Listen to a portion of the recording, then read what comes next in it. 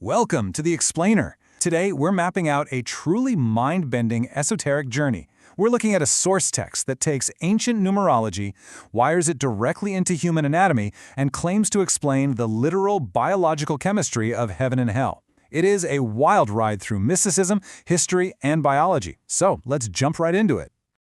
Okay, here's our roadmap for the journey. We'll be charting our course through 5 key areas today. 1. The power of 22. 2. Anatomy of the divine. 3. Heaven and hell within. 4. The chemistry of thoughts. And finally, number 5, choosing your path. Let's start exactly where this entire theory begins. Section 1. The power of 22, the master builder. So, the entire foundation of the esoteric text we're looking at hinges on just one number, 22. Now, in numerology, this isn't just some random digit. It's revered as the master builder. The source actually presents this number as the fundamental building block of the universe. It's basically framed as the ultimate key to unlocking divine revelation. And what's really wild is the sheer volume of textual occurrences the author uses to build this case. It is staggering. We see everything from the 22 letters of the Hebrew alphabet, which they claim literally compose the Word of God, to exactly 22 chapters in the Gospel of John. There are 22 books in the Aaronic Old Testament, 22 generations from Adam to Jacob, and exactly 22,000 Levites serving the tabernacle. The source uses this overwhelming repetition to show that 22 isn't a mere coincidence. To them, it's a mystical constant. So how exactly does ancient math connect to our physical bodies? Well, that brings us to Section 2, Anatomy of the Divine, Mapping the Skull. This is where the text makes a massive, fascinating leap. It bridges the occult science of those 22 Hebrew letters directly to the human skull.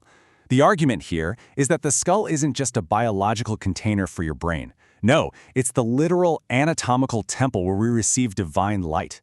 According to this tradition, our brain is the physical instrument we use to come to know the divine, and the skull is the holy tabernacle where we become illuminated. If we break this down anatomically, it turns out our skull consists of exactly 22 bones. These divide perfectly into 8 cranial bones, the ones forming the brain case, and 14 bones making up the face. For esoteric philosophers, this right here is the ultimate proof. The idea is that the 22 letters used to speak the universe into existence perfectly mirror the 22 bones protecting the human brain, which firmly solidifies the skull as the physical manifestation of divine revelation. Now, taking this physical structure and changing how we view the afterlife brings us to Section 3, Heaven and Hell Within, the illusion of the afterlife. Esoteric philosophy boldly asserts that there are no horned demons waiting for us, and there is no physical underground place called hell. To back this up, the text leans heavily on a powerful quote from the famed occultist Eliphas Levi. He wrote, "Man is himself the creator of his heaven or hell, and there are no demons except his own follies." The core argument here is that these legendary places are really just metaphors for energies that act and react within us based entirely on our own thoughts. And this internal focus is perfectly echoed by another highly renowned esoteric thinker, Manly P. Hall. He suggests that heaven, earth, and hell are entirely internal conditions residing within our own physical constitution. The message the author is pushing is pretty clear. If you're looking for hell, do not look underground. Look within your own mind, and then look around at what your thoughts have actually created in your day-to-day reality. But how exactly do abstract thoughts create a literal heaven or hell? Let's get into the physical mechanisms in Section 4, the chemistry of thoughts, the biology of spirituality. The theory posits a direct biological cause and effect relationship between our morality and our physiology. Dark, fearful, or immoral thoughts don't just happen in a vacuum. They manifest physically as stomach pain, extreme stress, and heavy depression. The source literally equates this to the biblical lake of fire. On the flip side, harboring good thoughts and living in truth creates physical euphoria. It's a feeling of floating, of pure love, an internal chemical high defined here as a literal heaven. Getting into the hard science of it all, the text argues this isn't magic, it's biology.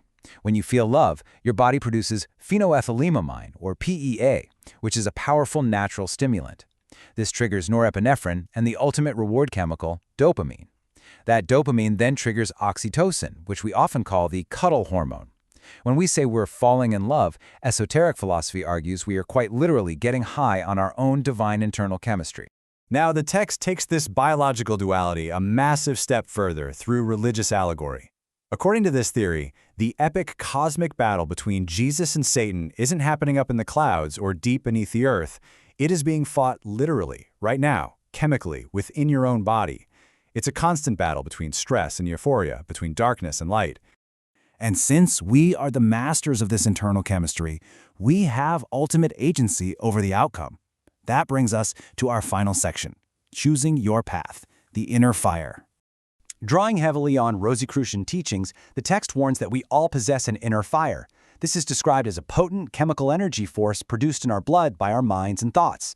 This force must be actively tamed. If you just leave it to run wild, it becomes a beast, a serpent within, that will absolutely end up controlling you. Think about it like eating bad food. Eating bad food ruins your body and makes you feel terrible, right? Well, harboring bad thoughts has the exact same toxic physical effect. An uncontrolled fire of immoral thoughts physically manifests as illness, stress, and even premature wrinkles, basically making you ugly on the inside and out. But a tamed fire, one fueled by good, confident, and moral thoughts, fundamentally changes your chemical energy. It gives you health, and according to the source, empowers you to create your own literal heaven on earth right now, during this lifetime. Ultimately, the core thesis of this entire text is that the human heart is a vessel for profound duality. It holds both light and darkness, life and death, heaven and hell.